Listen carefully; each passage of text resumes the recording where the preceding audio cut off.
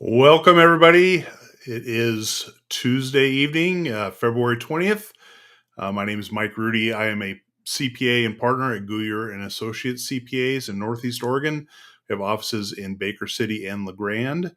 And weekly, we do this just quick little observations of how tax season's going, and maybe bring up a few things to help you out while you're getting your taxes ready or prepared. So last week we talked. It was an interesting show last week with some self-employment tidbits, especially for side gig and side hustles, and how that all works.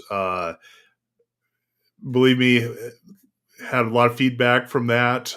People were shocked when they owed on things that they sold and made, and the eBay and uh, Etsy really kind of hit them in the gut. So please report all your income, especially if you get any kind of 1099.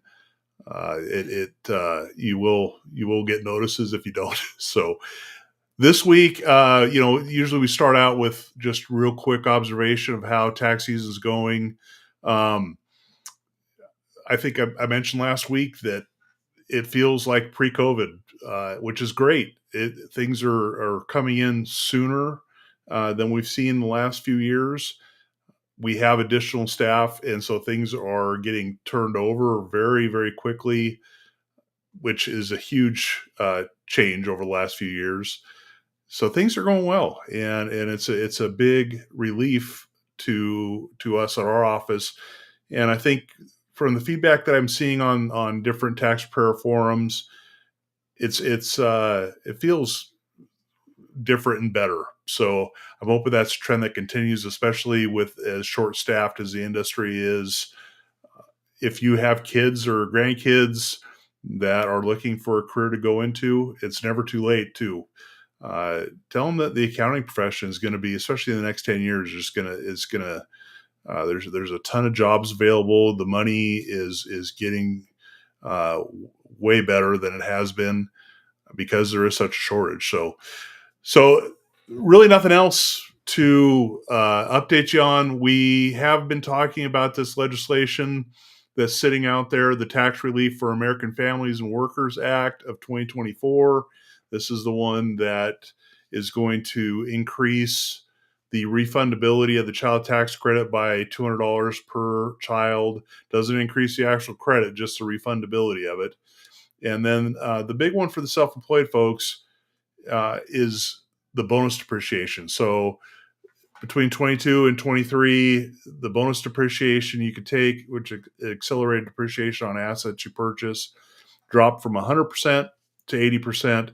Bonus depreciation allows you to take a loss in the business versus other forms of accelerated depreciation, which doesn't allow you to take a loss. So it is a major deal. So the status of the bill is that it's sitting with the Senate right now. They broke for a couple weeks. They should be back, I think, next week, maybe this way. I can't remember. But really, no change. Really, not a lot of posturing on what's going on. They're trying to tie the bill to repealing the state and local tax cap, which is $10,000 on the federal side, which has impacted a lot of people. It's been around since 2016, and so they don't think that's going to go anywhere. So they think that the bill will pass. It's going to be in March if it does. So when that happens, like I've told you before, it's going to delay things. So get your taxes in and done now. If anything changes, especially with the child tax credit, they will fix that automatically. With the bonus depreciation, we have no idea how it's going to go, if we're going to have to amend the returns or not. But get your taxes in now, and then your preparer can kind of discuss that with you, whether potentially hold on to see if it makes a difference or not. So the only other thing I really wanted to kind of touch base with in some observations with how tax season is going, and it's common to every tax season, is get a lot of people asking, why do I owe tax? So, in the past few years, tax changes went wild with COVID. I mean, there was all over the board. We had the advanced child tax credit where they advanced you half of it, and then you could take half on the taxes. It's been all over the place. The last 2 years, it's stabilized kind of back to pre-COVID uh, rules, and so what what generally we see if somebody owes tax, there's three main reasons that I see at least. The first one is that people do not withhold enough tax on their wages or pension distributions and things like that. So you got to be very careful with having enough withheld, especially if you change jobs. Very common to see when you change jobs during the year.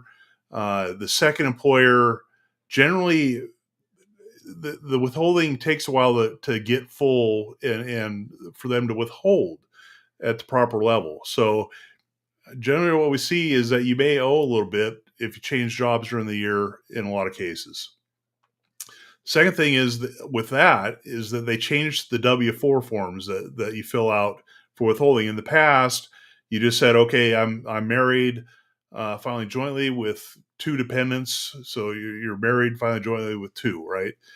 That's all changed. So now they have the forms where you actually have to calculate out if you want to have some deductions in there if you have child tax credit that you want to take into account so they withhold less. Or you could just basically turn in a signed blank form and it'll withhold at the maximum level like you were single with zero dependents, right? In the old vernacular. Both the federal and the state have W-4 forms to fill out. Before, Oregon was always seemed to be off, right?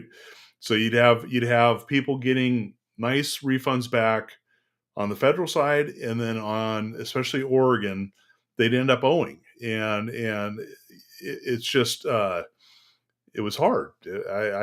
I didn't like it, but now they changed it to where there's a separate W-4 form for Oregon that you fill out to ensure that you have enough tax being withheld, and that seems to have fixed that problem. So, but that's the number one reason people owe. They don't have enough withholding coming out of their paychecks. Second, the number two reason that people owe is they lose dependent credits or other credits. Okay. So if you have children under 17 in your household, subject to some major high income caps, there's a $2,000 tax credit for each of those children.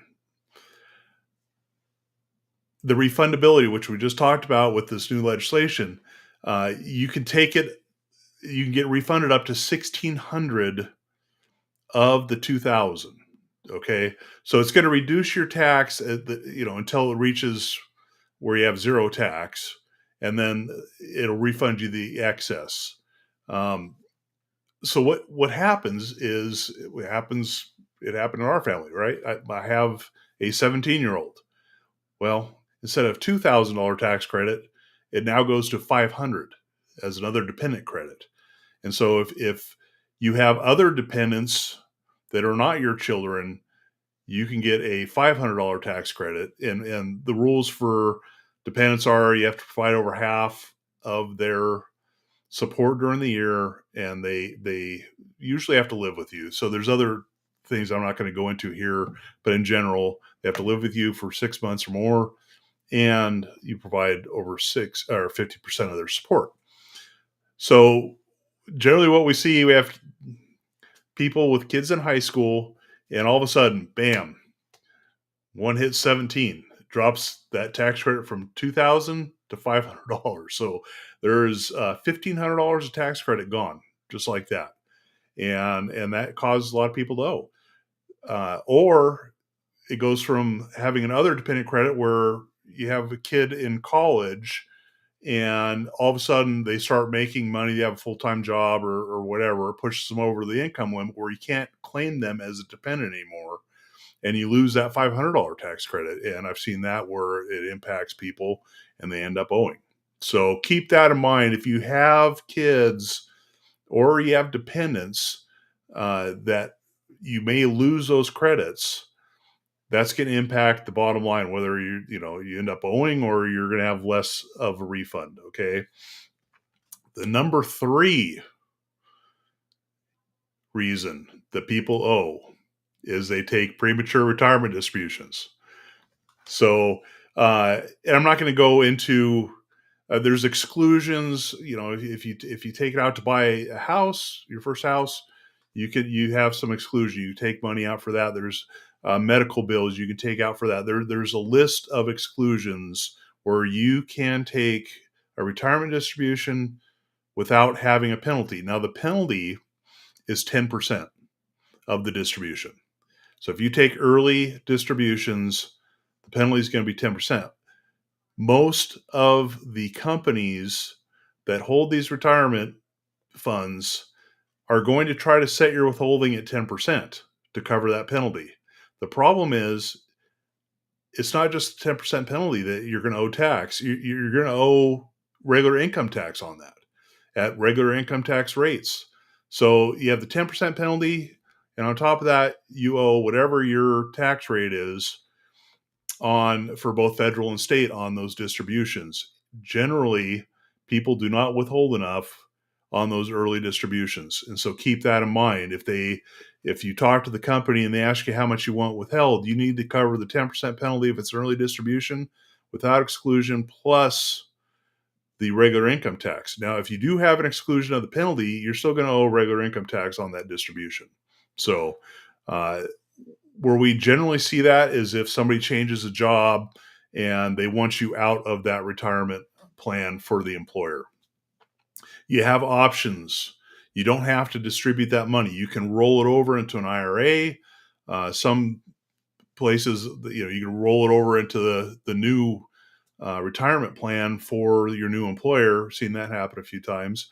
But generally, the worst option is to distribute that out if you are not eligible to take those distributions without penalty. So keep that in mind too. Sometimes it's a big difference. Sometimes people don't have any withholding on it, and it's a major hit on their taxes, and they end up owing tax. So generally, recommendation is make sure you're withholding adequate tax when you take a retirement distribution. If you have your taxes prepared by a professional before you take the distribution, touch base with them, and they will help you determine how much you need to withhold, or if there's exclusions from the penalty, things like that. But that really is the number 3 reason that we see, or at least I see, people are going to owe tax. There's other reasons. You may have a big increase in unexpected increase in income, gambling winnings. I've seen gambling winnings do it.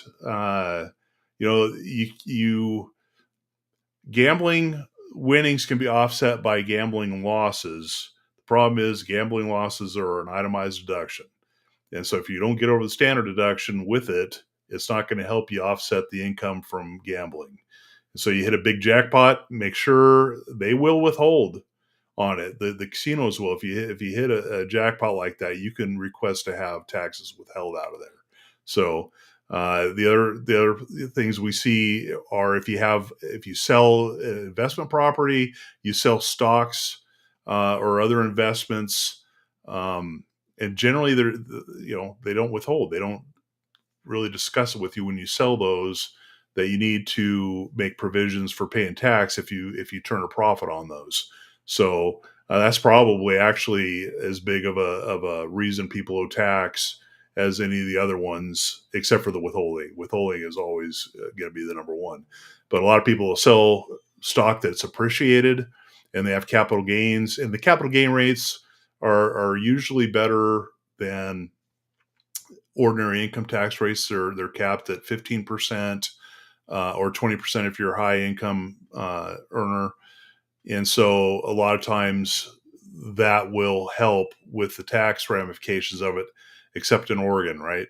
So Oregon doesn't care if it's capital gain or not. It's going to go in as income and taxed at Oregon income tax rates. So keep that in mind also.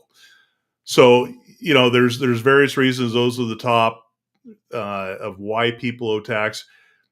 Don't let it hit you though. I mean, plan for that well in advance. So if you're taking something happens, you get the income, somebody drops off as a dependent, and you're getting your tax prepared by somebody, talk to them about that.